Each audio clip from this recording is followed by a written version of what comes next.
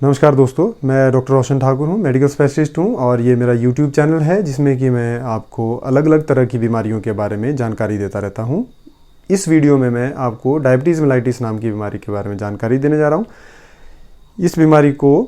High blood sugar या फिर मधुमेह भी कहते हैं।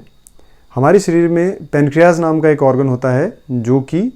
इंसुलिन बनाने का काम करता है। ये इंसुलिन अलग अलग टाइम पर अलग अलग लेवल में जो है वो सिक्रीट होती रहती है और इसका काम होता है कि जो हम खाना खा रहे हैं उससे जो शुगर से रिलीज़ हो रही हैं शरीर में, उस शुगर को उसकी मात्रा को एक नॉर्मल रेंज में कंट्रोल्ड मैनर में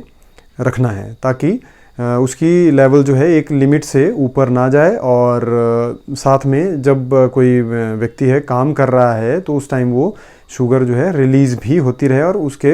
काम भी आती रहे। तो शुगर जो हाई ब्लड शुगर जो है वो कैसे होती है? अगर किसी व्यक्ति का पेनक्रियास किसी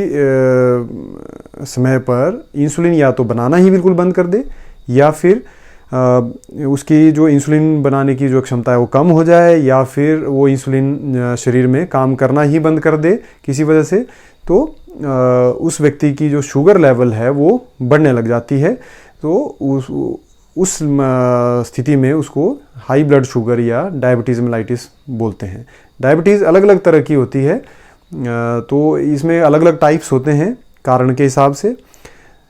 तो जो ज़्यादा शुगर है, जो नॉर्मल लेवल हमने हमारे शरीर में ब्लड शुगर की होती है वो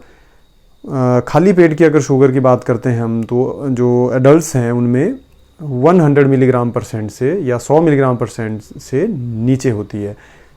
खाली पेट की शुगर अगर एक मोटे तौर पे बताऊँ मैं 100 से 126 मिलीग्राम परसेंट तक जो है हम प्री डायबिटीज़ मानते हैं, यानी कि शुगर से पहले वाली स्टेज है। हालांकि वो भी अब नॉर्मल है, उस स्टेज को माना जाता है, लेकिन 126 से ऊपर हम लोग जो है उसको, अगर किसी व्यक्ति की खाली पेट की शुगर 126 मिलीग्राम परसेंट से ऊपर रह रही है तो उसको शुगर की जो है वो क्या डायग्नोसिस उसमें माना जाएगा। तो ऐसी स्थिति में फिर आपको अपने डॉक्टर से कंसल्टेशन लेने की ज़रूरत होती है। तो जैसा मैं बताऊं आपको कि शुगर ज़्यादा होने की वजह से ऐसा नहीं हो सकता कि कोई सिम्टम्स ही हो, किसी को कोई तकलीफ़ ही हो। शुरू के समय में हो सकता है ये बिल्कुल साइलेंट तरीके से शुगर आपकी बढ़ रही हो, कोई भी तकलीफ़ इसमें ना हो, लेकिन जब बहुत ज़्यादा मात्रा में शुगर शरीर में बढ़ जाएगी तो वो अलग अलग तरह से मरीज़ को नुकसान पहुंचाती है और फिर मरीज़ को जो है कोई ना कोई सिम्टम्स आएंगे। जैसे कि अगर किसी की शुगर बहुत ज़्यादा बढ़ जाती है तो हो सकता है बहुत प्यास लगे, बहुत भूख लगे, बहुत ज़्यादा पेशाब आए, इस तरह की परिस्थिति तैयार हो सकती है। या फिर वो किसी जब कई बार हमारे पास मरीज़ जो है जो पहले से डायबिटीज़ जिनको नहीं होती है उसके बावजूद जब हॉस्पिटल में किसी को हार्ट अटैक होता है या किसी को अधरंग होता है या फिर किसी को ब्लड प्रेशर ज़्यादा होता है या फिर किसी की नसें डैमेज हो गई होती हैं या किडनी डैमेज हो गई होती है, तो जब उनका टेस्ट करवाते हैं तो उनकी शुगर लेवल जो है ज़्यादा आती है, यानी कि उनको शुगर लेवल पहले से ज़्यादा रही होनी और उन्होंने शुगर ने जो है इनके अलग अलग अंगों पे प्रभाव डाल के इनको प्रॉब्लम जो है वो खड़ी कर दी होगी। तो इसलिए जब भी ये एक तो है कि सिम्टम्स आते हैं तब तो आपने डॉक्टर को कंसल्ट करना है, अदरवाइज़ भी आप लोगों को अपनी शुगर लेवल को चेक करवाते रहना चाहिए, क्योंकि किसी व्यक्ति को हो सकता है बिना सिम्टम्स के ही शुगर लेवल ऊपर होना शुरू हो जाए। तो ऐसी स्थिति में अगर शुगर लेवल ज़्यादा रहती है तो आपको ट्रीटमेंट की ज़रूरत है। तो अगर जो ट्रीटमेंट की ज़रूरत है वो हर मरीज़ के लिए अलग होती है।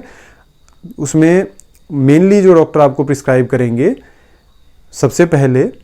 उसमें लाइफस्टाइल मॉडिफिकेशन है, जैसे कि मैंने ब्लड प्रेशर के केस में बताया था। इसमें आपको अपनी दिनचर्या को चेंज करना है। किस तरह से चेंज करें कि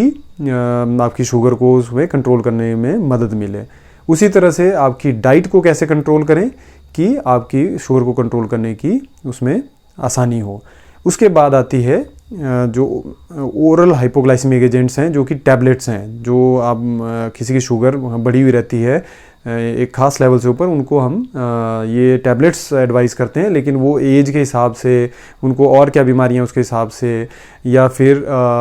मरीज़ जो मोटा है या पतला है, तो इस तरह से बहुत सारी चीज़ें, या प्रेगनेंसी है या कुछ किसी औरत में, तो इस तरह की परिस्थितियों के हिसाब से जो है अलग अलग तरह की दवाइयाँ दी जाती हैं। या फिर जो है इंसुलिन जो है एक और ट्रीटमेंट है इसमें, या इंजेक्शन के माध्यम से जो है मरीज़ की ट्रीटमेंट की जाती है ताकि उनकी शुगर्स को नॉर्मल लेवल तक लाया जाए। तो ये था मेरा वीडियो जो डायबिटीज़ मेलाइटिस के बारे में आज का। लेकिन अगला जो वीडियो मैं इसमें बनाऊंगा वो होगा इंसुलिन के ऊपर, जो जिसमें कि लोगों को इसके बारे में काफ़ी शंकाएं रहती हैं इंसुलिन के बारे में या गलतफहमियां रहती हैं, उनको मैं दूर करने की कोशिश करूंगा। तो अगर आपको ये वीडियो पसंद आता है तो इसको लाइक करें और मेरे यूट्यूब चैनल को भी सब्सक्राइब करें ताकि आपको ये वीडियो जो है बार बार देखने को मिले और आप अपनी भी हेल्प करें और अपनी सोसाइटी में बाकी लोगों की भी हेल्प करें। Thank you very much, take care.